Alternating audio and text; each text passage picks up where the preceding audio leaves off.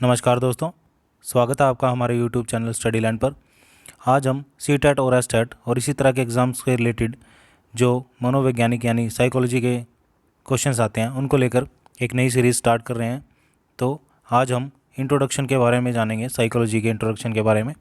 अगर आप हमारे चैनल पर नए हैं तो जल्दी से एक बार चैनल को सब्सक्राइब कर दीजिए और वीडियो को लाइक करना मत भूलिएगा दोस्तों। तो चलिए स्टार्ट करते हैं आज का टॉपिक। जैसा कि आज हम बात करने वाले हैं साइकोलॉजी के इंट्रोडक्शन के बारे में। तो मनोविज्ञान यानी मनोविज्ञान की उत्पत्ति दो शब्दों से हुई है दोस्तों, जो लैटिन और ग्रीक शब्द हैं, जैसे साइकी और लोगस। तो साइकी का अर्थ यहाँ पर क्या है? आत्मा।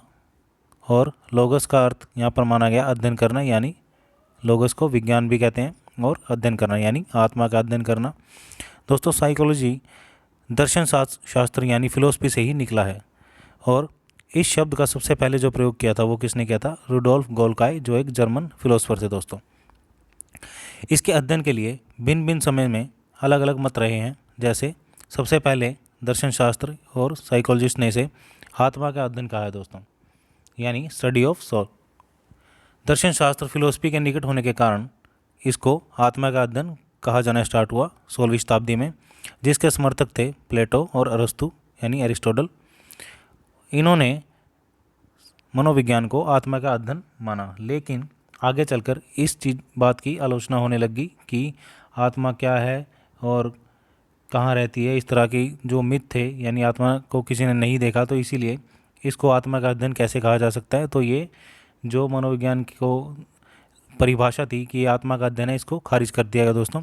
और आगे चलकर सेकंड स्टेज में इसे मन या मस्तिष्क का अध्ययन कहा जाने लगा, यानी स्टडी ऑफ माइंड, जिसके समर्थक थे इटली के पोम्पनोजी। आगे चलकर इसका भी आलोचना होने लग गई और तीसरी स्टेज में 19वीं शताब्दी में इसे चेतना का विज्ञान कहा जाने लगा, यानी स्टडी ऑफ कॉन्शियसनेस, अथवा चेतन व्यवहार का अध्ययन भी कहा जाने लगा, यानी स्टडी ऑफ कॉन्शियस बिहेवियर, जिसमें सर्वप्रथम सबसे पहले विलियम जेम्स इसके समर्थक थे, जिन्होंने 1890 में अपनी एक बुक में प्रिंसिपल ऑफ साइकोलॉजी, जिसमें मनोविज्ञान को चेतना माना है दोस्तों। ये बुक के नाम आपने याद रखना है, क्योंकि एस्टेट वगैरह में फैक्चुअल क्वेश्चन ज़्यादा आते हैं, इसलिए ये क्वेश्चन आपको याद रखना है इसमें। आगे चलकर विलियम वुंट ने भी इसका समर्थन किया और जर्मनी के एक शहर लिप्जिंग में 1879 में वर्ल्ड की पहली मनोवैज्ञानिक प्रयोगशाला स्थापित की दोस्तों। लेकिन विलियम मैकडूगल नाम के एक व्यक्ति थे जिन्होंने इसका विरोध किया अपनी एक बुक में, जिसका नाम था आउटलाइन साइकोलॉजी।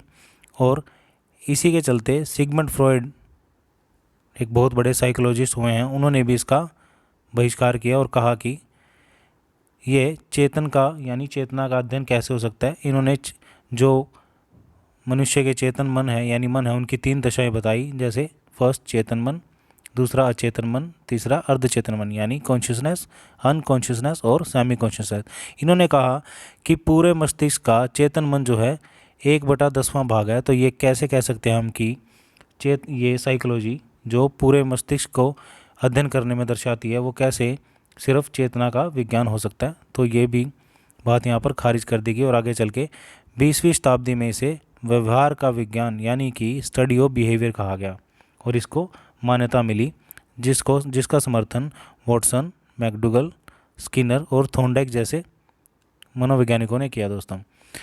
क्योंकि हम ऐसा मानते हैं कि हम जब भी कुछ सीखते हैं तो उससे हमारे बिहेवियर में चेंज होता है, तो इसीलिए ये व्यवहार का विज्ञान यानी स्टडी ऑफ बिहेवियर कहा गया दोस्तों। तो ये छोटा सा इंट्रोडक्शन था साइकोलॉजी को लेकर, ये जो आपको फैक्चुअल डाटा देता है, जो आपके एस्टेट और सीटेट जैसे एग्ज़ाम्स में आपकी हेल्प करेगा।